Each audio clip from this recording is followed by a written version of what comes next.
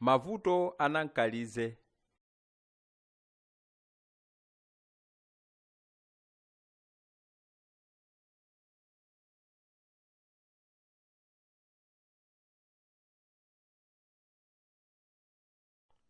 Mawu atsopano.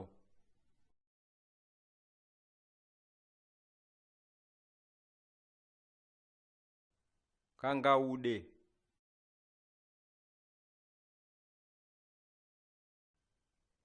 Ka. A. N. Gi. A. U. D. E. Kangaude.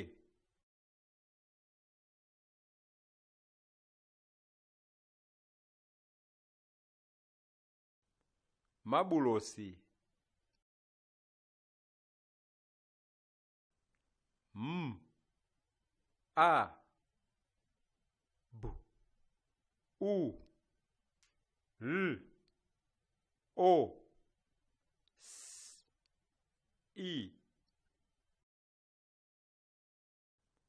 Mabulosi.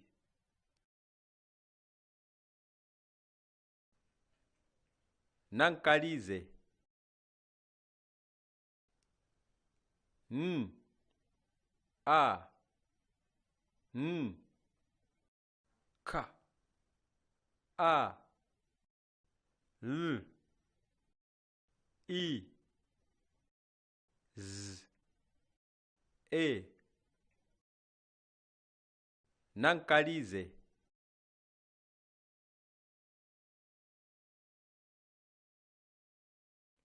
Sabata.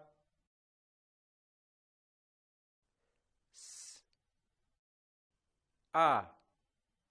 B. A. T. A. Sabata. Galimoto.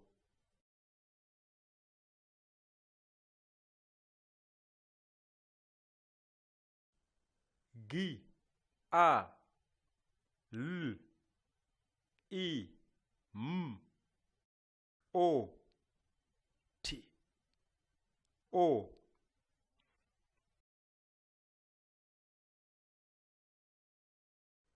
Galimoto. Mazira.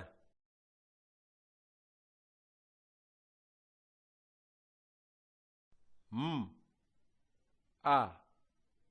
Z. I. R. A. Mazira.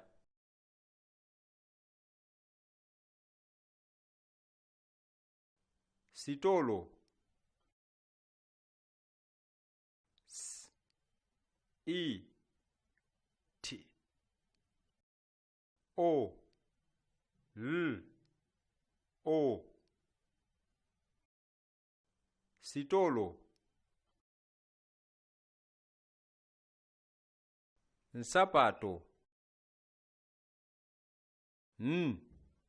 S. A. P. A. T. O. Nsapato.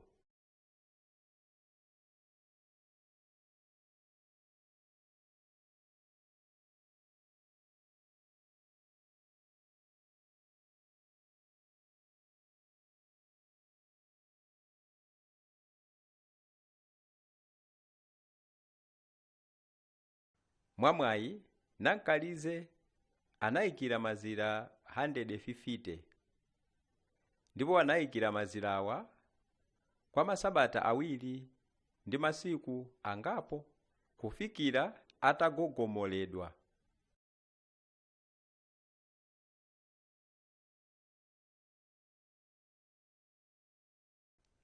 Tsoka ilo anagogomola mazira 10 okha.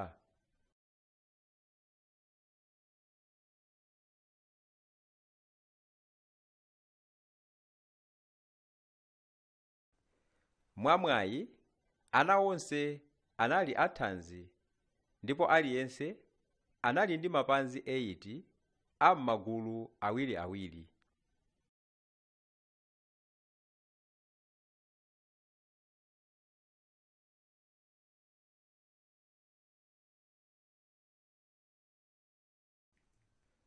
Tsoka ilo mmodzi mwa ana ogogomoledwawo anali kanankalize kakang'ono kokonda kugona kwambiri.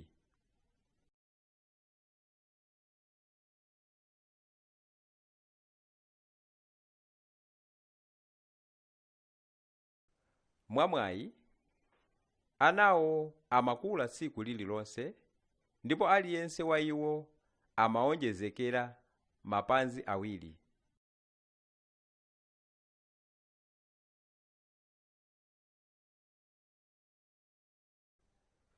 Tsoka ilo Nankalize analibe nsapato zokwanira ndipo amayenera kugula nsapato zowonjezera za ana ake aja.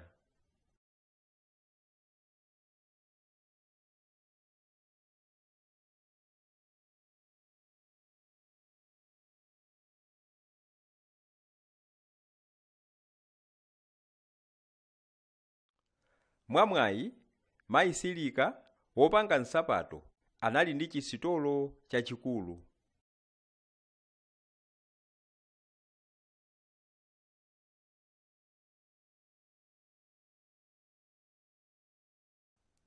Tsoka ilo sitolo ya mayi Silika inali kutali kwambiri. Inali pasi pa mtengo waukulu wa mabulosi kudusa nkhalango. Sitolo yogulisa nsapato.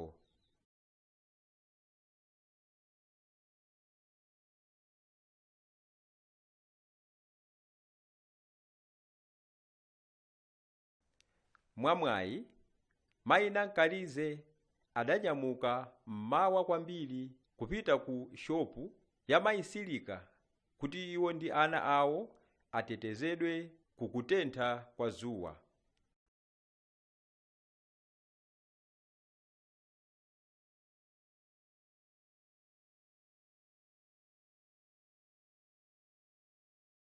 Tsoka ilo kanankalize kakang'ono kwambiri kanayima kumbuyo kwa mzere ndipo sanafune kuyenda. Anadandaula.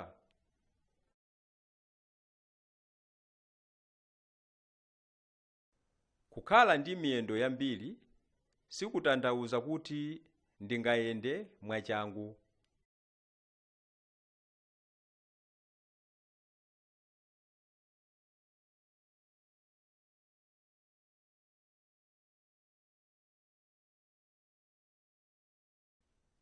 Mwamwayi zuwa litasala pang'ono kutuluka, mayi wawo anazindikira kuti ana aja anali asanayambe kuyenda kuchoka pa nyumba yawo. Kotero anayimirira ndi miyendo yawo ya mbuyo ndi kuwawuza kuti abwerere ku nyumba.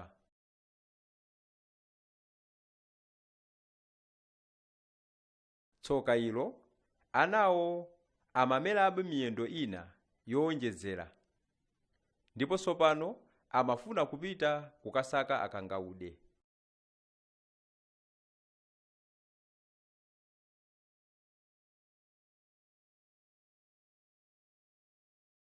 Mwamwayi mayi wawo anali ataganiza kale zowerenga miyendo ya ana aja komanso kuti apite kukagula nsapato mwansangansanga ndi kubwerako.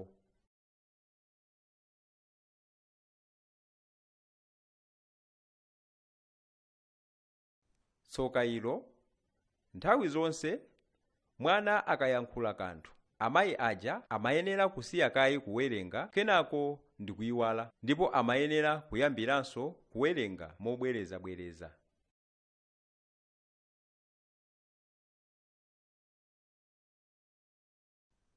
Mwamwayi mayiyo anazindikira kuti amafunikira mapeya 100 ansapato.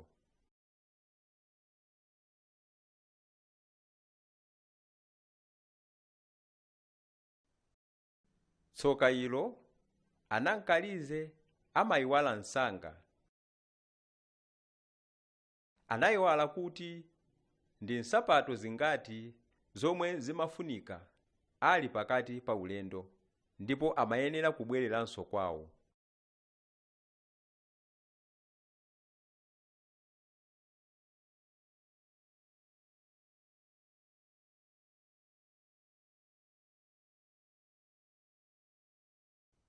Mwamwayi amayi awo adaona otsatsa nsapato pa tsamba la intaneti la shoe.com omwe akanatha kupereka nsapato pa khomo kwa ulere.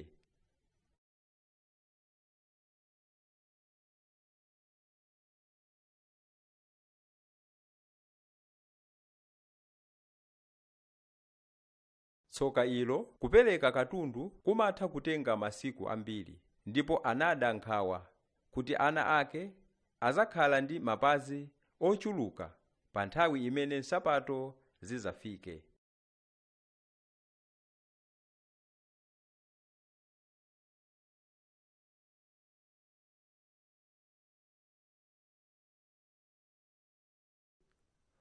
Mwamwayi mayi anajambula chithunzi cha phanzi la mwana mmodzi ndi foni yawo.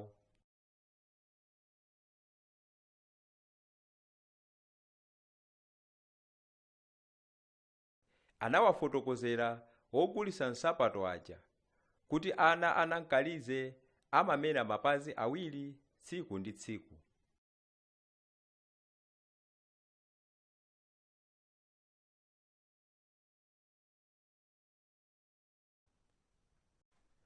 Tsoka ilo Nankalize anayiwala kufunsa ana aja kuti afuna nsapato za mtundu wanji.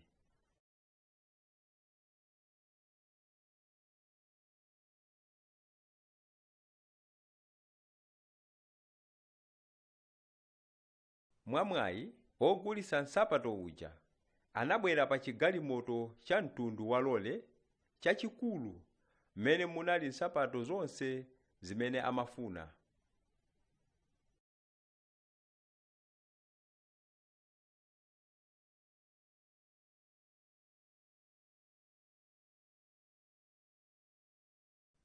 Mwamwayi mayi uja anakwanitsa kuwasimikizira ana aja kuti kuvala nsapato zosiyana mitundu ndi fashoni yosogola chaka chino.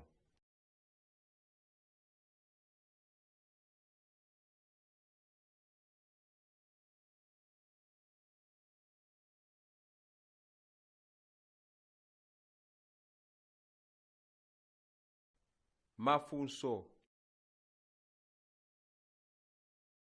Funso loyamba: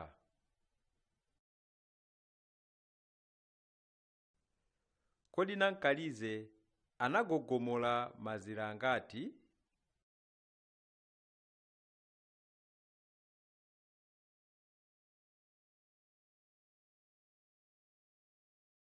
Funso lachiwiri: kodi Nankalize kakang'ono kamakonda kutani?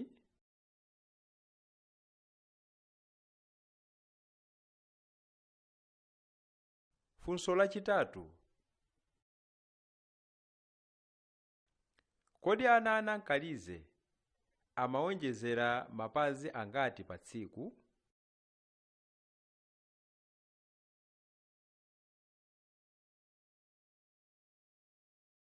Funso lachinayi: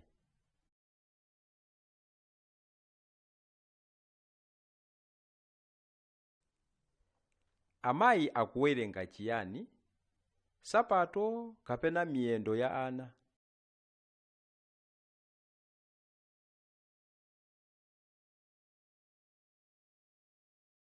Funso lachisanu: